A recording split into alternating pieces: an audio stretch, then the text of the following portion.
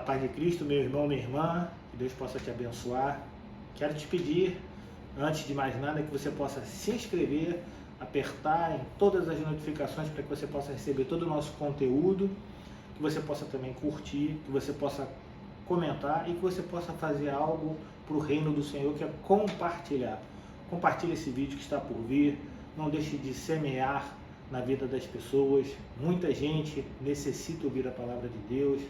Então você que já está inscrito no canal, amém, Deus te abençoe. Você que não está e vê nossos vídeos, quantas pessoas veem nossos vídeos e veem os versículos da manhã, também os nossos shorts, todo dia às 6 horas da manhã são lançados, que não estão inscritos.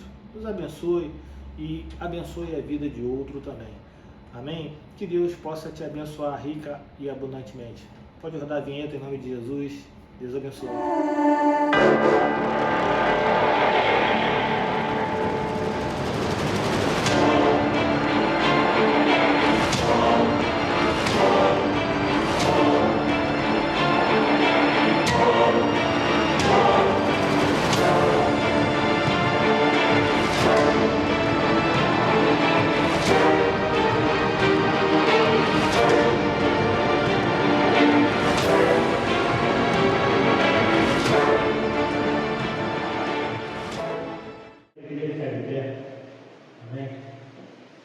Abra essa palavra de vida.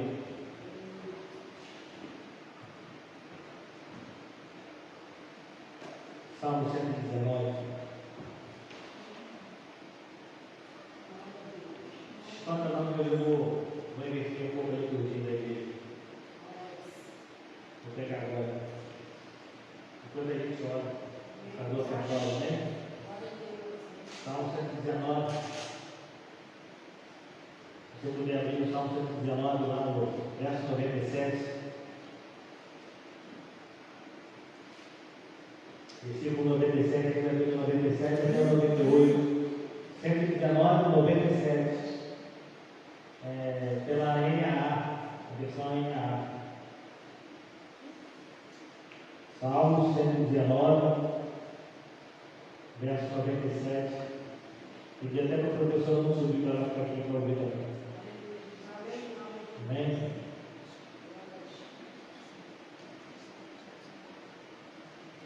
Vamos ficar de pé. Salmo 119, verso 19, ao verso 97. Depois a gente faz a vitória, faz os anúncios, tá bom? Diz assim a palavra de Deus. Vamos orar também. Já pedi de oração, depois entrega para a gente também, Noel, para a irmã Jacqueline. Diz assim, Salmos 119, verso 97. Quanto amo a tua lei, a minha meditação todo o dia, verso 98. O teu mandamento me torna mais sábio do que os meus inimigos, porque eu o tenho sempre comigo. Verso 99. Compreendo mais do que todos os meus mestres, porque medito nos teus testemunhos. Meu Deus, se trouxe essa mensagem, o que é a palavra de vida?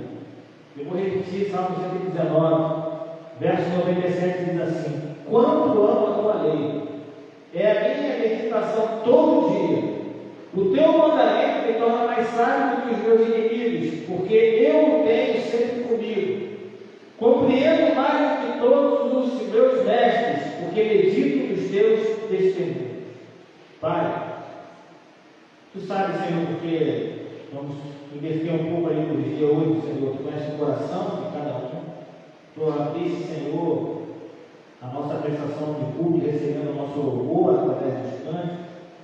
E eu falo com o Senhor da Deus, porque se não fosse o Senhor, nós não estaremos aqui. Eu tenho certeza que muitos gostariam de estar em outro lugar, mas foram impelidos pelo teu Espírito, Senhor.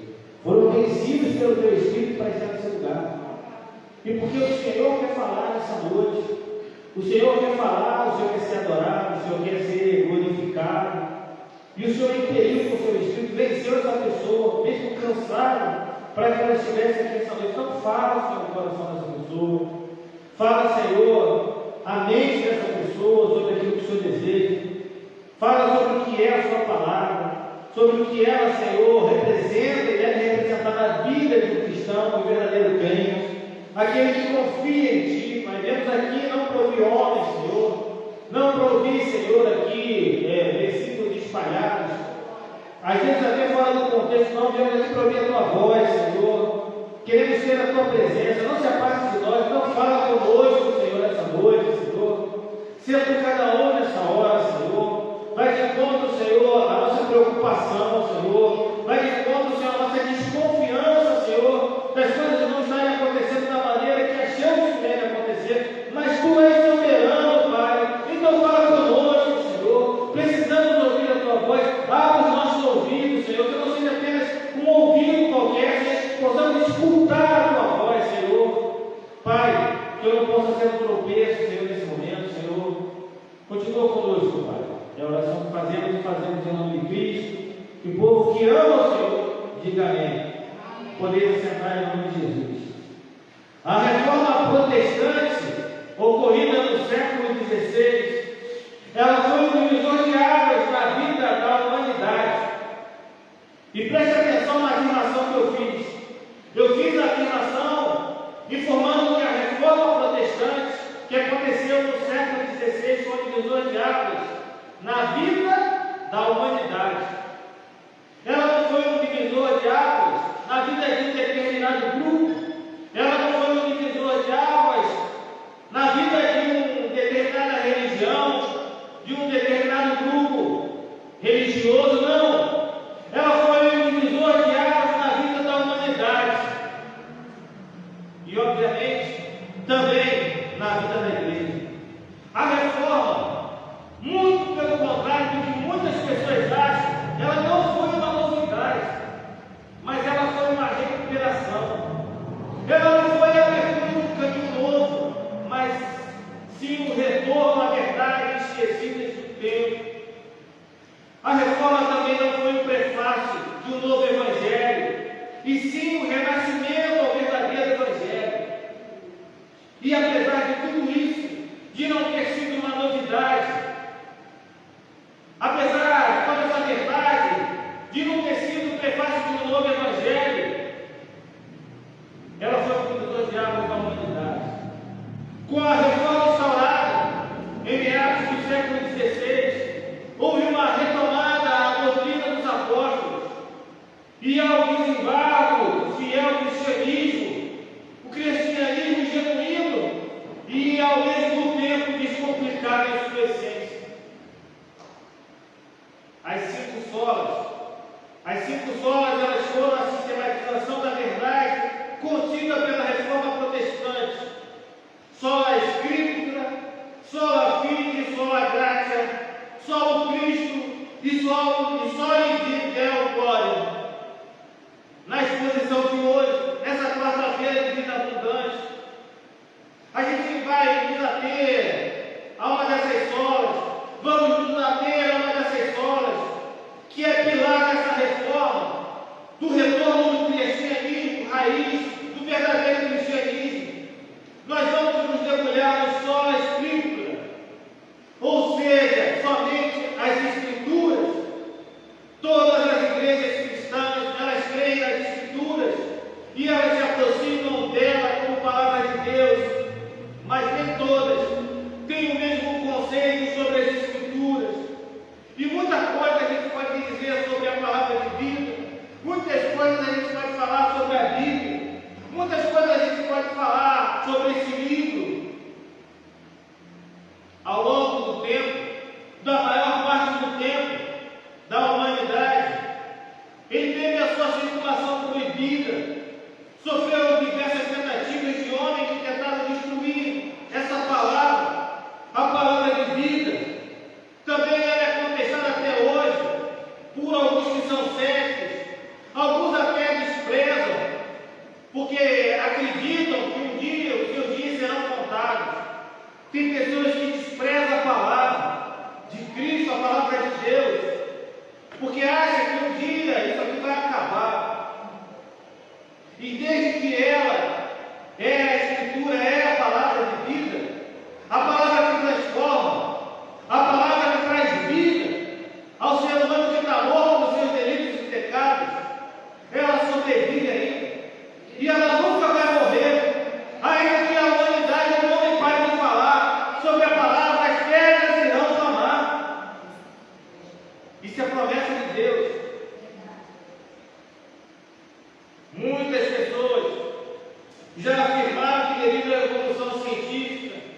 a evolução intelectual, a evolução tecnológica. Ia chegar um tempo em que a palavra de vida, a Bíblia, ia ser um livro esquecido e não ia ter nenhum valor espiritual. Apesar disso tudo, 11 pessoas se encontram aqui nesse lugar porque acreditam que a Bíblia permanece absoluta, porque acreditam que essa palavra transforma, porque acreditam que essa palavra que liberta, que acreditam que essa palavra salva. E ela faz tudo isso porque ela é cristocêntrica. Tudo converge para a figura de Cristo Jesus nessa palavra. E Cristo faz tudo isso e continua fazendo pelas nossas vidas, salvando, libertando e transformando. Ainda que você veja esses bancos vazios, essa palavra libertou você, salvou você, transformou você, e continua transformando, continua salvando vidas, continua impactando, continua chegando aos ouvidos, corações e mentes de pessoas oprimidas, pessoas depressivas, pessoas com problemas psicológicos, psiquiátricos, pessoas com problemas físicos.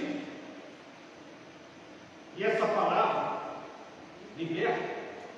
Não há nada que o homem possa fazer que nos amarre, que nos coloque correntes, grilhões, tape os nossos ouvidos, os nossos olhos. Mas a nossa mente, a nossa liberdade, com essa palavra aqui, ela sempre vai transformar a nossa vida. E ela sempre vai continuar transformando a vida de qualquer um que é desejar acreditar nela todos os dias. Ela continua sendo o livro mais lido do mundo. Apenas a Bíblia possui a autoridade absoluta para nos revelar o modo que devemos viver, de forma que possamos nos enquadrar nos preceitos divinos e agradar a quem? Ao amiguinho, ao colega do lado, ao irmãozinho, à irmãzinha, ao pastor, ao bispo, a uma denominação, não ao agradar ao nosso Deus. Nós, ao lermos, nos enquadramos nos preceitos divinos, e aí sim nós agradamos o nosso Deus quando acreditamos nesses preceitos e nesses valores que são de Deus e andamos retamente segundo a sua vontade. É na Bíblia que a gente encontra a verdadeira sabedoria, que vai moldar o nosso comportamento, vai conduzir as nossas decisões. E para isso a gente não precisa ser um teólogo, a gente não precisa ser uma pessoa que tem muito tempo no Evangelho, a gente não precisa nada disso, a gente precisa apenas saber ler e ouvir, compreender a palavra de vida, que é simples, que é esclarecedora. São pontos fundamentais da nossa fé. Apenas uma leitura natural e atenciosa, qualquer leitor vai entender que o Deus revelado na Bíblia é o único e verdadeiro Deus, Criador de todas as coisas. Essa pessoa também vai entender que apenas através de Cristo, e somente Cristo, o homem pode ser salvo. Além disso, terá ciência sobre quais são os mandamentos de Deus, para que possamos viver uma vida que agrade a esse Deus. A Bíblia não apenas contém a palavra de Deus, a Bíblia é a palavra de Deus. A Bíblia não é uma dentre as regras de fé e prática, mas a nossa única regra de fé e prática. As suas características, os seus propósitos, eles continuam intactos. A Bíblia, na realidade, é o único livro contemporâneo de toda a humanidade. Você pode pegar qualquer texto e ler, e você vai, parece que você está lendo o jornal de hoje. Parece que você está vendo o que está acontecendo na humanidade hoje. Há 100 anos atrás, quem pegava para ler tinha a mesma impressão, e daqui a 100 anos a pessoa vai ter a mesma impressão. Porque a Bíblia é o livro mais contemporâneo de toda a humanidade. E a mensagem dela não vai se perder, nunca se perdeu durante todo o tempo. E eu quero destacar 3 detalhes, 3 importantes detalhes sobre o que a Bíblia realmente ela é. Porque a gente tem tem ouvido muita coisa de muita gente que está em muito altar, muito culto, muita gente que tem voz, muita gente que tem aí ouvinte aí, a dessa, tem espalhado algumas coisas, falado algumas coisas, e tem levado o povo à ignorância do que realmente a Bíblia é. Então eu quero destacar três coisas, três detalhes sobre o que a Bíblia é. A primeira é que a Bíblia é inerrante. As Escrituras, elas são inerrantes. A palavra inerrante vem do vocábulo latino inerrância, e significa literalmente qualidade daquilo que não tem erro. Não há erro na palavra de Deus. A inerrância bíblica é a doutrina, segundo a qual as Escrituras não contêm qualquer erro, porque elas são inspiradas infalivelmente e completamente por Deus. A Bíblia é inerrante tanto nas informações que nos transmite, como nos propósitos que nos expõe e nas reivindicações que ela apresenta. A sua inerrância, ela é plena, ela é absoluta. Não há erros doutrinários, culturais, científicos. Ela nos inspira pela confiança plena do seu conteúdo. É a Bíblia inteiramente a verdade. Não há falsidade, nada, nenhuma mentira pode ser atribuída. Jesus Cristo, ele foi efusivo em declarar que as Escrituras elas não podem falhar. Ele disse também que a palavra de vida é a verdade, que não há erro nas Escrituras, não há contradição nos seus registros, seus relatos não são mitológicos. A gente não está contando aqui a história da carochinha. Tudo que está aqui aconteceu durante o período em que a humanidade existe. Tudo isso, desde a criação até hoje. A palavra de Deus ela é fiel, é verdadeira, é digna de inteira aceitação. Nenhuma das palavras de Deus pode cair por terra. Nenhuma das suas promessas pode fracassar, nunca fracassou e não fracassará. Pode passar o céu e a terra, mas a palavra de Deus não vai passar. Ela permanece para sempre. As suas profecias se cumpriram, estão se cumprindo e vão continuar se cumprindo de maneira precisa. Deus, ele é conhecedor da história antes dela acontecer. O próprio Deus que inspirou as Escrituras é quem dirige os destinos da história. A Bíblia é a verdade acima de qualquer suspeito. Ela foi escrita sim por homens falíveis, mas ela não possui nenhum erro e nenhuma contradição, porque ela foi inspirada por Deus. Tudo aquilo que foi escrito nela pelos autores humanos teve a supervisão e a aprovação divina do próprio Deus. De repente, você pode encontrar passagens difíceis, que podem até soar como possível contradição, mas a nossa dificuldade ou a nossa falha na interpretação dessas passagens está em nós e não na Bíblia. Somos nós que não conseguimos interpretá-la da melhor maneira, ou da maneira que ela deve ser interpretada. Não é a Bíblia que tem problema, somos nós. De repente, as dificuldades elas podem ser motivadas por alguns fatores, como por exemplo, problema na tradução bíblica, problema nas traduções nas cópias que foram feitas ao longo do tempo. Você vê aqui, eu tive que pedir para a irmãzinha lá atrás para falar, olha, não é NTI, NAA. De repente tem uma palavra aqui, outra ali. A melhor maneira de se compreender uma doutrina é buscar essa doutrina de forma adequada. A sua conceituação, a partir daí, ela torna-se mais fácil. E a gente não vai pecar pela falta de clareza e objetividade. Se alguém crê que há a palavra de vida, que a Escritura é a palavra de Deus, não pode deixar de crer que ela é inerrante, não contém erros. Deus soltou as palavras que foram escritas. E Deus não mente. A Escritura não falha, porque Deus não pode mentir. Por isso a inerrância é a qualidade que se espera da Escritura inspirada por Deus. Se nós admitirmos a existência de algum erro,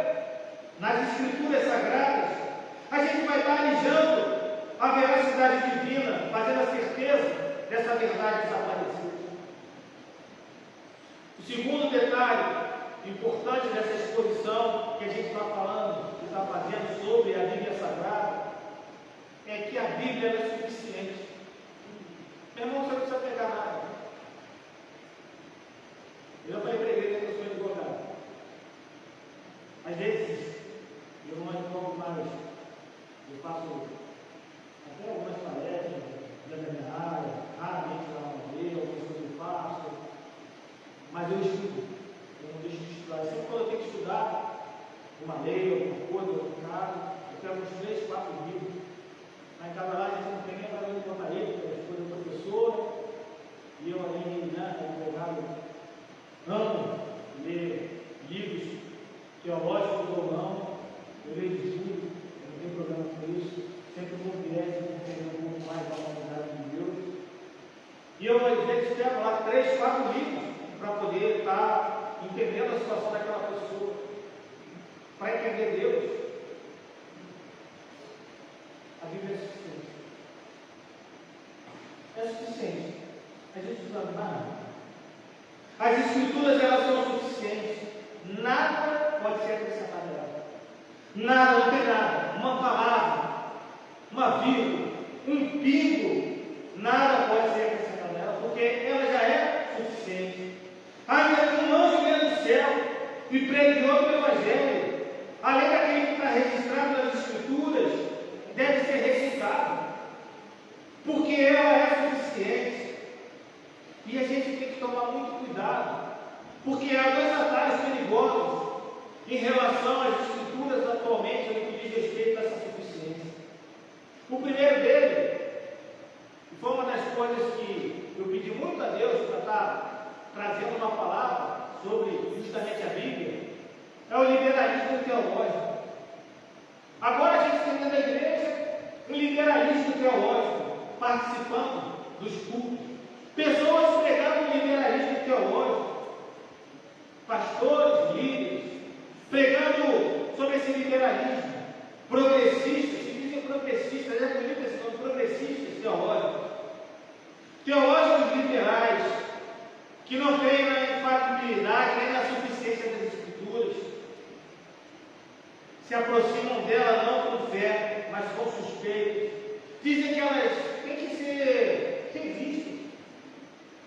A palavra tem que ser revista, agora a gente tem que contextualizar. A gente contextualiza, sim, para o que a gente vive, mas a gente não tira nada daqui que não seja da palavra de Deus. Tem gente que faz isso e não faz nem com humildade, faz com insolência. Eu vi um vídeo essa semana que me chocou.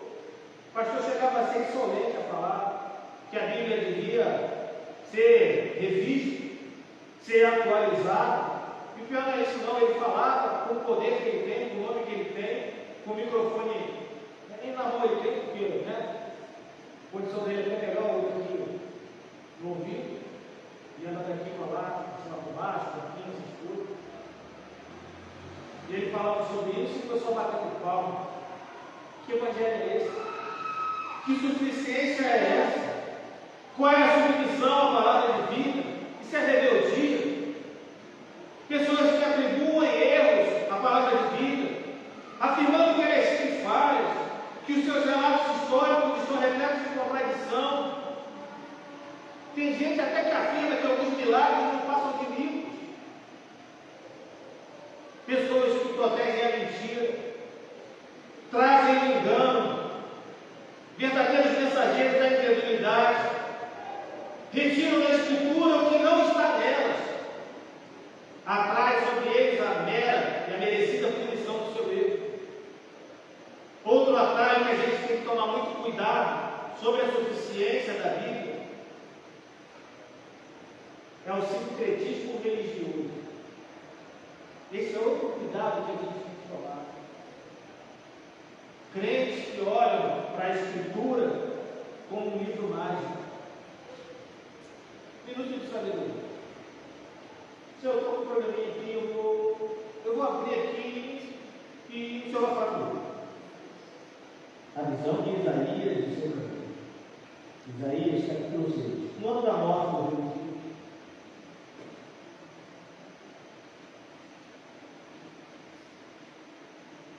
tem gente que não procura estudar a palavra de Deus com profundidade, nem a aceita como a única regra de ser prática.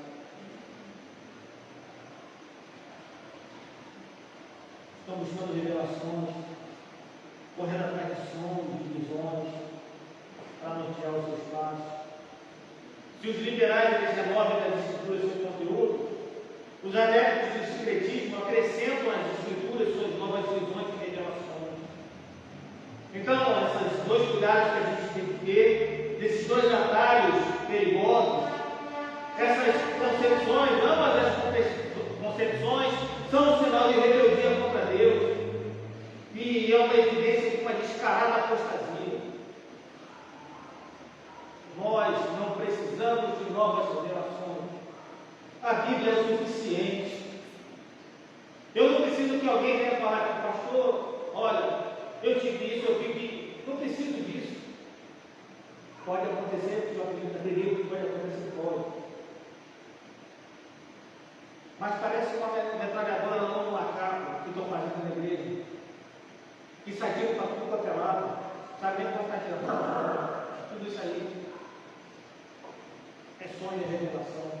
E todo mundo acredita em tudo.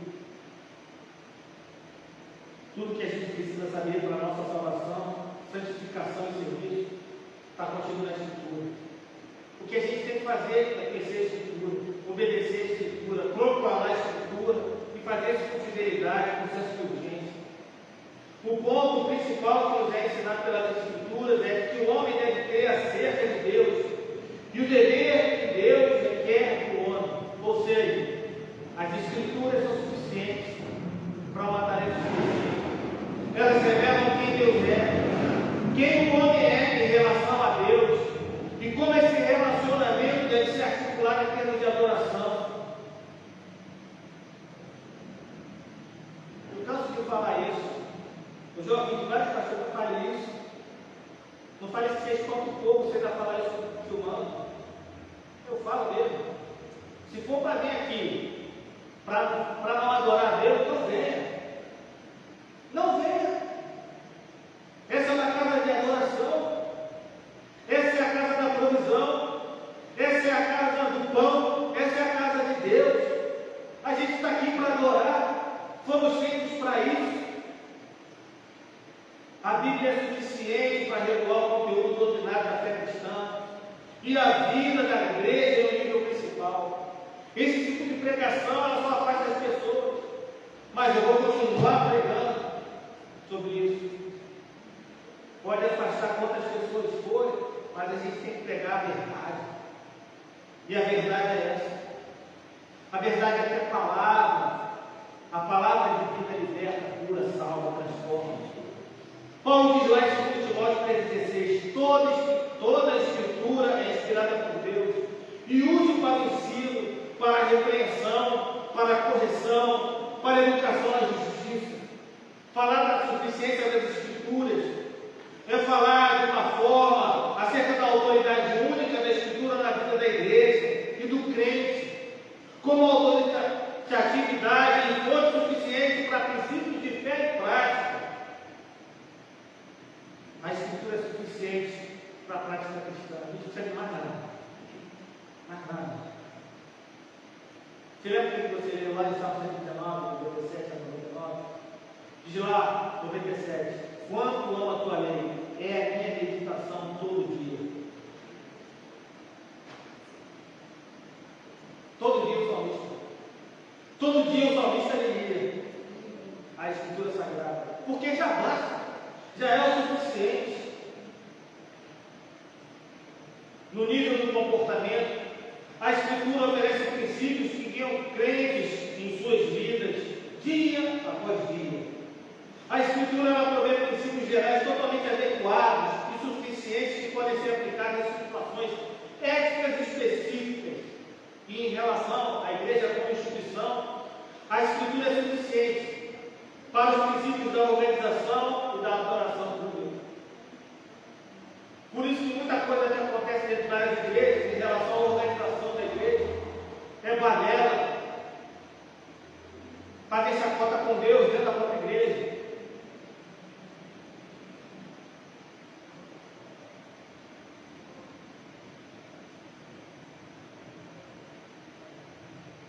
quanto aos que possuem cargos ou funções,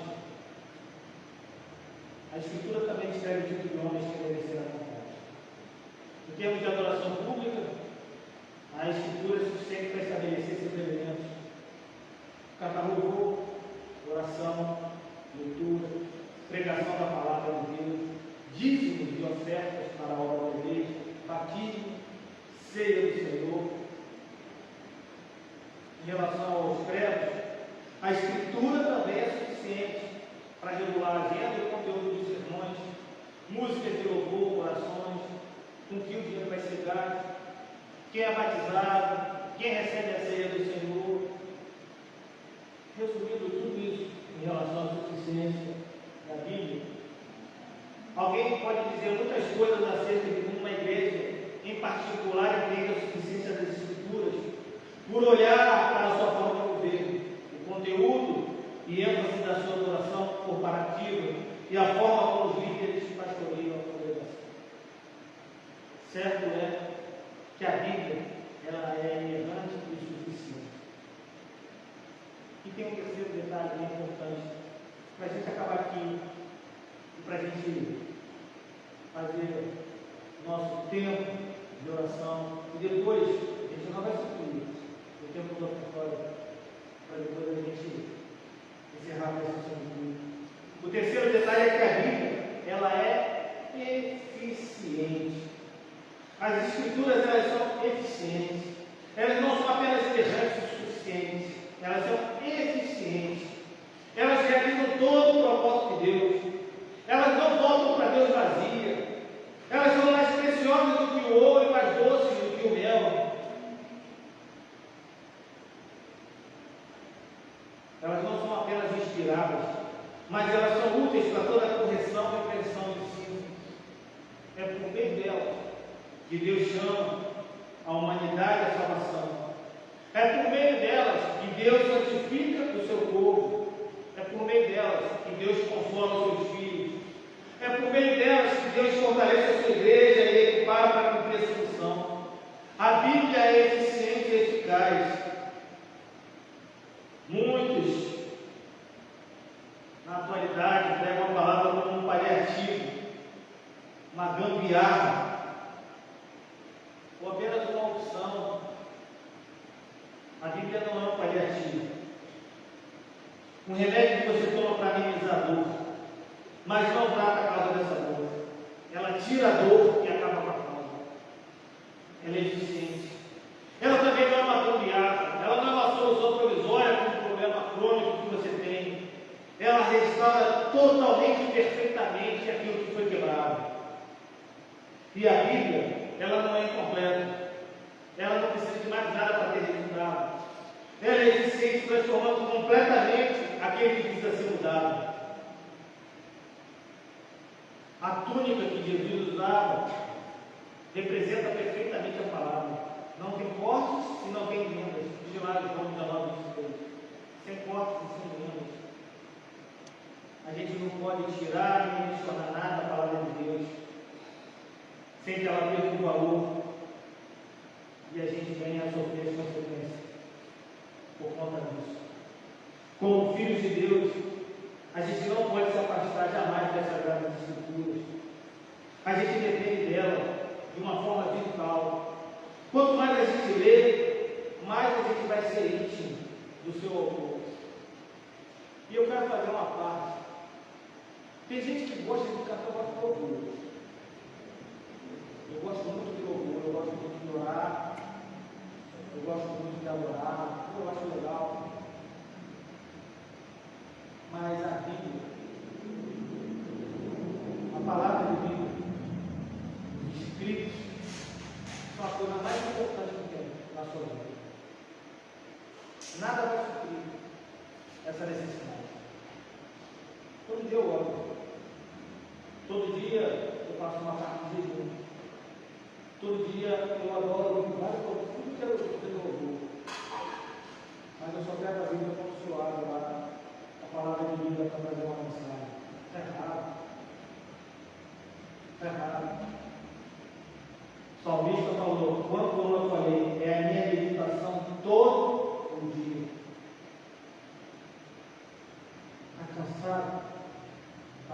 casa, acha que não tem jeito. O autor da sua vida, ele quer ter um relacionamento com você muito mais íntimo do que você pode imaginar. Então pegue essa palavra e ouça o que ele tem para falar para você. Se relacione com ele. Se você tem lido regularmente a Bíblia, você tem tirado um tempo para ler a Bíblia, para meditar nela. Você tem estudado ela? Como você tem que estudar ela? Às vezes você tem que estudar ela mesmo. Você tem estudado ela todos os dias? Se você realmente deseja um avivamento, se você realmente deseja que Deus faça uma nova reforma, comece a ler.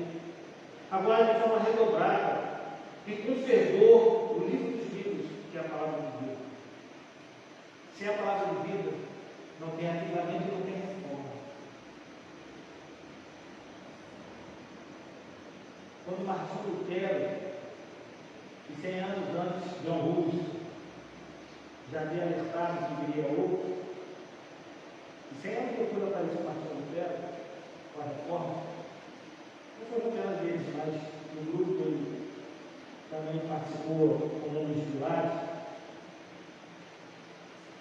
O que revelou a ele e o que trouxe ajudamento por conta da reforma foi um trecho da palavra de Deus. Foi quando ele leu. Ele sabia ler. Naquela época, pouco sabia. Ele leu. Hoje, a maioria de nós sabe ler. A maioria de nós já foi alfabetizado, apesar de viver num país com dificuldade sobre ser analfabeto ou não.